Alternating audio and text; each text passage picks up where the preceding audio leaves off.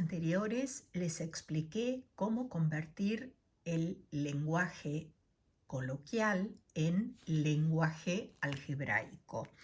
Lo que vamos a hacer en este video es hacer exactamente lo contrario. ¿Por qué?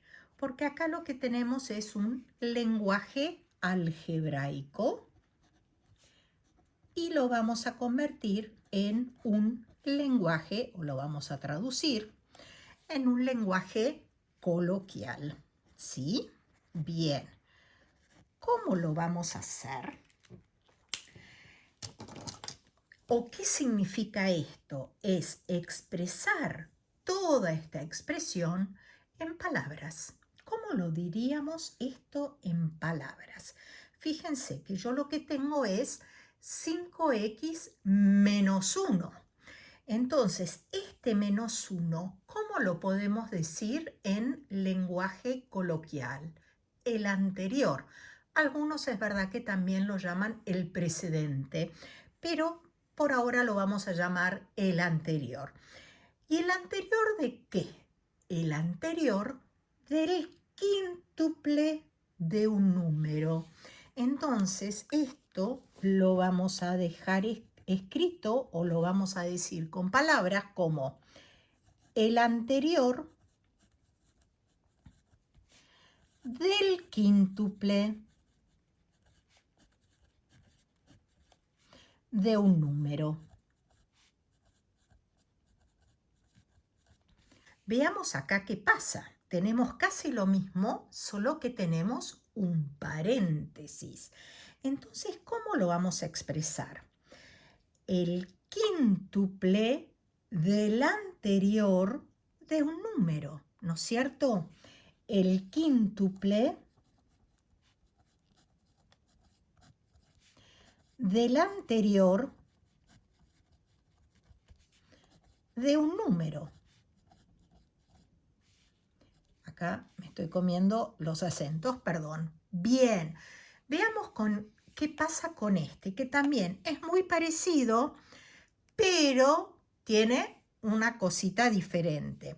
Fíjense que lo que tenemos acá dentro del paréntesis es lo mismo que esto, por lo cual el anterior del quíntuple de un número lo vamos a usar, pero lo tengo dividido 2. ¿Qué significa eso? Que primero vamos a decir o vamos a hablar de este dividido. ¿Y cómo lo vamos a hablar?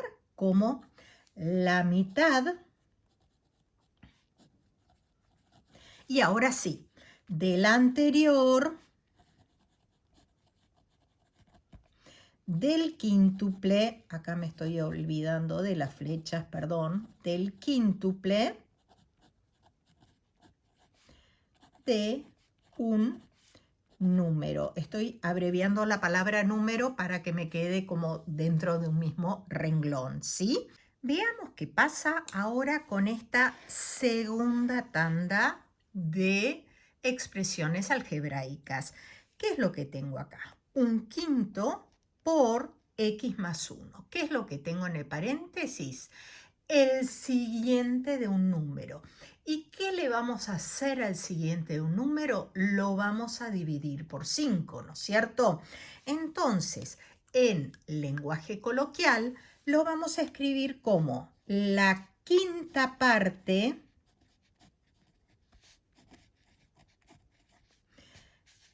del siguiente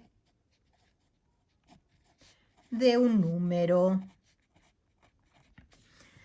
Fíjense que en todos tengo x más 1 y acá, bueno, tengo una cosita diferente. Pero bien, ¿qué es lo que tengo acá? Acá también tengo un x más 1 dentro del paréntesis, pero acá no lo voy a estar dividiendo por 5, sino que lo voy a estar elevando al cuadrado. Entonces, ¿cómo lo vamos a escribir? Como el cuadrado del siguiente de un número.